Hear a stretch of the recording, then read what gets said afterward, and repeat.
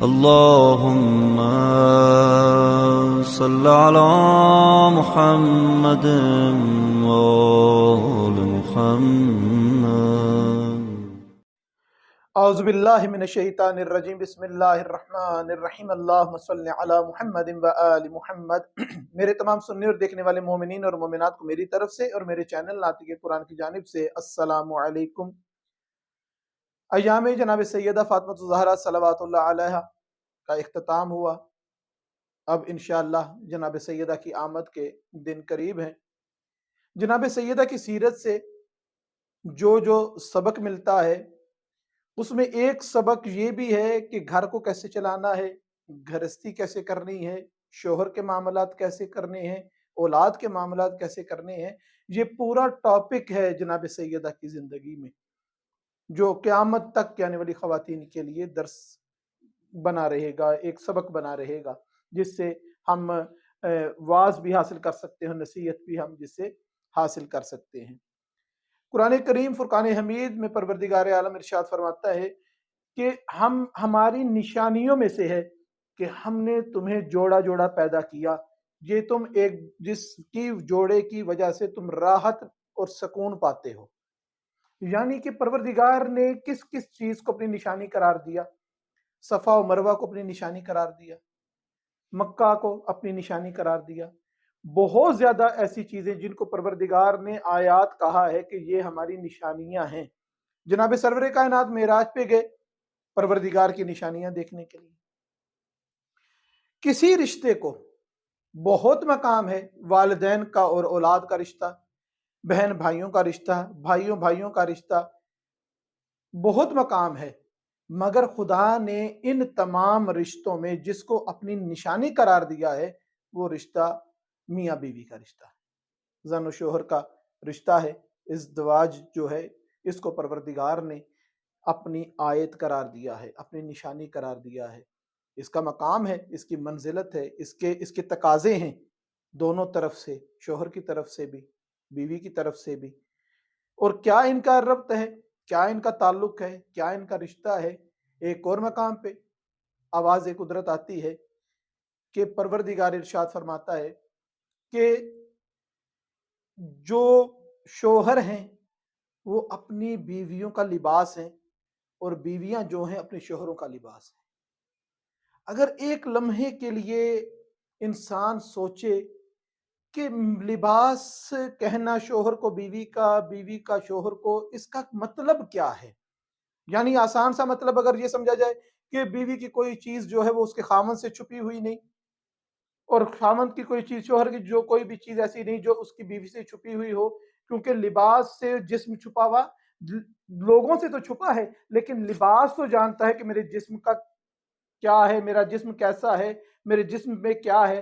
یہ لباس کا بیوی کے تعلق ہونا، بیوی کا شوہر کا لباس ہونا، اس کے اگر ہم توجیہ کرتے ہیں، اس کی تفاسیر کو جب کھنگالتے ہیں تو جو رموز سامنے آتے ہیں، انسان اگر اس پہ غور کرے تو انسان کی زندگی بہترین نمونہ بن جاتی ہے.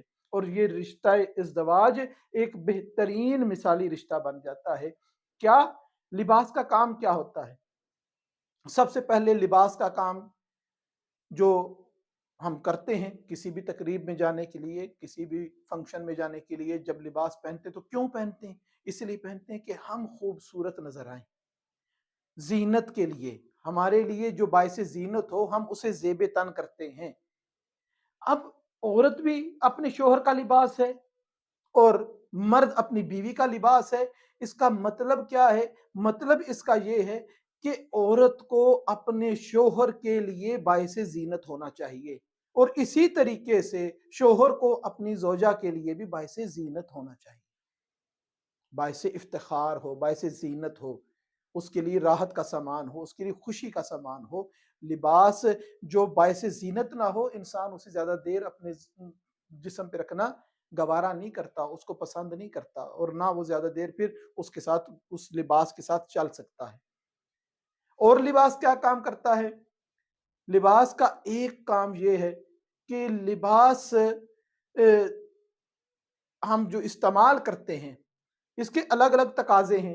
موسم گرم ہوتا ہے تو ہم बारीक लिबास, हल्का लिबास इस्तेमाल करते हैं। मौसम सर्द हो तो भारी लिबास इस्तेमाल किया जाता है, मोटा लिबास इस्तेमाल किया जाता है। अब इधर क्या, इज़्दिवाज में क्या लिबास का आएगा सिलसिला?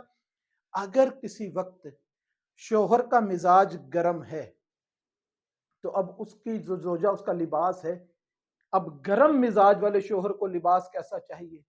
मोटा, गर्म या मुलायम, बारीक, कैसा लिबास दरकार हो? यकीनन जब गर्मी है तो लिबास हल्का चाहिए, लिबास मुलायम चाहिए, लिबास बारीक चाहिए।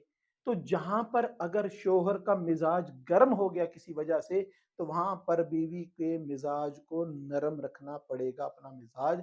इसी तरीके से अगर कभी जोजा का मिजाज किसी बात से बिगड़ गया है, किसी बात को लेकर, किसी बात को सोचकर अगर उसका मिजाज गर्म है, अगर उस वक्त शौहर अपने आप को नर्म नहीं करेगा, मुलायम नहीं बनाएगा, अपने मिजाज में नरमी नहीं लेकर आएगा, उसकी तबीयत के उल्ट अपनी तबीयत को नहीं करेगा कि उसका मिजाज गर्म है तो मुझे कैसा होना चाहिए, अगर नहीं करेगा तो ये फिर घराना इंतशार का शिकार बनेगा।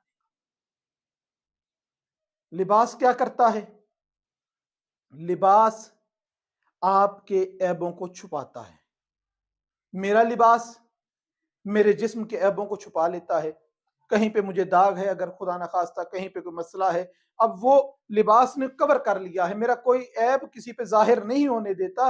यही हुक्म परवरदिगार कुरान मजीद में देता है कि तुम अपनी बीवियों के लिबास हो, यानी अपने बीवियों के ऐब ना बयान करते फिरो, और ना ही जोजा ऐसी होनी चाहिए, बीवी ऐसी होनी चाहिए जो अपने शोहरों के ऐब दूसरों से बयान करती रहे। एक दूसरे के लिबास बने, एक दूसरे के ऐबों पर पर्दा डालें। और यहां पर जो मामलात हैं जनो शोहर के, क्या परवरदिगार ने जिस रिश्ते को अपनी आयत करार दिया है, जिस रिश्ते को अपनी निशानी करार दिया है, उसके बारे में जनाब सरवर कायनात हजरत मोहम्मद मुस्तफ़ा सल्लल्लाहु अलैहि वसल्लम ने इसकी रिश्ते की अजमत को बताते हुए, इसकी अहमियत को बताते हुए एक सहाबी से अपने पूछा कि मुझे ये बता कि तूने आज के दिन कोई सदका खैरात किया है? कहने लगा कि नहीं। कहा किसी मरीज, रसूल खुदा ने फरमाया कि क्या किसी मरीज की अयादत को गया है? कहा कि नहीं। कहा किसी मोमिनों के लड़े हुओं में सुलह करवाई है? कहने लगा मौला आज ये भी नहीं किया। मौला फरमाते हैं, जनाब सरवर कायनात हज़रत मोहम्मद मुस्तफ़ा सल्लल्लाहु अलैहि वसल्लम इरशाद फरमाते हैं, ये बता किसी मोमिन के जनाजे में शिरकत की है? कहने लगा कि मौला आज इनमें से मैंने कोई काम नहीं किया। कहा अगर तू चाहता है कि अपने नामा आमाल में आज का कोई अमल खैर लिखवा सके तो जा अपनी जोजा के साथ बैठ, उसके साथ वक्त गुजार। कितनी अहमियत है, कितना अहम काम है। ये रिश्ते कैसे रिश्ते हैं? मौला हजरत इमाम जाफर सादिक अलैहिस्सलाम का इरशाद गिरामी है कि जो शख्स अपने अहलो अयाल के साथ खुशगवार लम्हात गुजारे, उनके साथ बैठे, उनको घुमाने के लिए ले जाता है, बच्चों के साथ खेलता है, बच्चों को खुश करता है, जो शख्स उनके साथ, ये गालबन मैंने इमाम जाफर सादिक अलैहिस्सलाम का नाम लिया, ये रिवायत जनाब सरवर कायनात हजरत मोहम्मद मुस्तफ़ा सल्लल्लाहु अलैहि वसल्लम से है कि सरवर कायनात ने फरमाया कि जो बंदा अपने अहलो अयाल के साथ वक्त गुजारता है, उनको खुश रखता है, अपने बच्चों के साथ खेलता है, बेहद प्यार और मोहब्बत के साथ उसके उनके साथ रहता है, रसूल खुदा फरमाते हैं कि उसका अपने अहलो अयाल के साथ रहना 3 दिन मेरी मस्जिद यानी मस्जिद नबवी में इत्तिकाफ बैठने से अफजल है। ये शरीयत है, ये खुदा के अहकामात हैं, ये जनाब सरवर कायनात के फरामीन हैं। अगर इन पर अमल करना शुरू कर दिया जाए तो किसी घर के अंदर मियाँ बीवी के झगड़े नहीं होंगे, सवाब ही सवाब है। जनाब अमीरुल मोमिनीन अली इब्न अबी तालिब अलैहिस्सलाम इरशाद फरमाते हैं कि तुम लोग अपनी नस्लों में शैतान को शामिल कर लेते हो। तो किसी ने पूछा कि मौला कैसे शैतान हमारी नस्लों में शामिल हो सकता है? कि मौला फरमाते हैं कि जब भी तुम अपनी बीवी के करीब जाते हो, उससे अपना जिस्मानी ताल्लुक पैदा करते हो, तो सबसे पहले बिस्मिल्लाह पढ़ा करो, औज़ु बिल्लाह की तिलावत किया करो, फिर उसके करीब जाया करो। नहीं पढ़ोगे تو تمہاری نسل میں شیطان جو ہے وہ شامل ہو جائے گا۔ یعنی کہ یہ ایک سکون ہے جو زوجہ کے لیے ہے اور شوہر کے لیے ہے، اس کو بھی پروردگار نے عبادت قرار دے دی، اس کو بھی ذکر پروردگار سے خالی نہیں کیا، اس کے معاملات میں بھی شیطان کو دور کرنے کا اہتمام رکھا گیا۔ ایک عورت جناب سرور کائنات حضرت محمد مصطفیٰ صلی اللہ علیہ وسلم کے پاس آئی، اور اس روایت سے پتہ چلتا ہے کہ کس طریقے کے معاملات خواتین جناب سرور کائنات سے دریافت کیا کرتی تھیں، اور جناب سرور کائنات ان کو جواب دیا کرتے تھے۔ آج کل تو ہمارا یہ ماحول ہی ختم ہے کہ ہم کسی قسم کے مسائل کو کسی عالم دین کے پاس جا کے پوچھیں، وہ حل کروائیں۔ اب خاتون کیا عرض کر رہی ہے، یا رسول اللہ میرا شوہر دن کے وقت روزہ رکھتا ہے، رات کو سارا وقت مصلی پہ رہتا ہے، مجھے وقت نہیں دیتا۔ جناب سرور کائنات کو اتنا ناگوار گزرا، جناب سرور کائنات نے نالین مبارک پہنی نہیں، اپنے ہاتھوں میں تاریخ میں لکھا ہے کہ اٹھا کر اس بندے کے گھر پہنچے اور اس سے کہا تیرا یہ سلوک کیا ہے، یہ اسلام نہیں ہے کہ تو فقط دن میں روزہ رکھے، رات کو جائے نماز پہ کھڑا ہو جائے اور اپنی زوجہ کو ٹائم نہ دے، یہ اسلام نہیں ہے۔ اور یہی حکم خواتین کے لیے، جناب سرور کائنات فرماتے ہیں کہ اپنی نمازوں کو لمبا نہ کرو کہ جس سے تم شوہر کو وقت نہ دے سکو، اپنی نماز شب کو طولانی نہ کرو جس سے تم شوہر کو وقت نہ دے سکو۔ ایک اسی طریقے سے خاتون جناب سرور کائنات حضرت محمد مصطفیٰ صلی اللہ علیہ وسلم کے پاس آئی اور اپنے شوہر کی شکایت کی کہ وہ میرے ساتھ میرا ٹائم جو ہے مجھے ٹائم نہیں دیتا، میں اس کے ساتھ رہنا چاہتی ہوں، اٹھنا بیٹھنا چاہتی ہوں، لیکن وہ میرے ساتھ اٹھتا بیٹھتا نہیں ہے، میرے ساتھ کوئی تعلق قائم نہیں کرتا۔ تو اس وقت جناب سرور کائنات فرماتے ہیں کیا تم ایسی عورتوں میں سے تو نہیں ہو کہ جو ٹالتی ہیں، تاخیر کرتی ہیں؟ یہ بھی ایک قسم ہے عورت کی کہ عورت جب مرد خواہش ظاہر کرتا ہے، پاس آ کے بیٹھتا ہے، اس وقت کسی کام کے لیے اٹھ جاتی ہے، میں نے نماز پڑھنی ہے، میں نے کام کرنا ہے، مجھے یہ مسئلہ ہے، اور بعد میں جب وہ آتی ہیں تو خامند ان کی طرف توجہ نہیں دیتے ناراضگی کی وجہ سے۔ رسول خدا نے پوچھا تم ایسی عورت تو نہیں کہ جو ٹالتی ہو اس چیز کو، کہ کبھی بھی جب بھی آپ کا خامند، آپ کا شوہر آپ کے پاس آنا چاہتا ہے، آپ کے ساتھ بیٹھنا چاہتا ہے، تو کبھی بھی آپ کو نہیں چاہیے کہ اس کو ٹالیں، بلا وجہ اس سے دور ہٹیں۔ اتنی روایتیں معصومین علیہ السلام سے، اتنے احکامات ہیں اس زندگی کے بارے میں کہ انسان اپنی زندگی کو کس طریقے سے خوشگوار بنا سکتا ہے۔